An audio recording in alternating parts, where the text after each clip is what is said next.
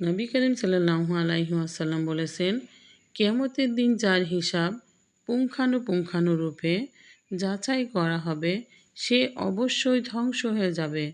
বুখারী, মুসলিম। আয়েশা রাদিয়াল্লাহু।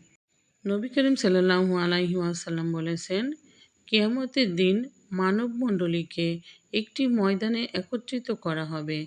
একজন ঘোষক ঘোষণা করবে, ওই সমস্ত লোকেরা কোথায় যারা আরামের বিছানা হতে নিজেদের পার্শ্বকে দূরে রেখেছিল।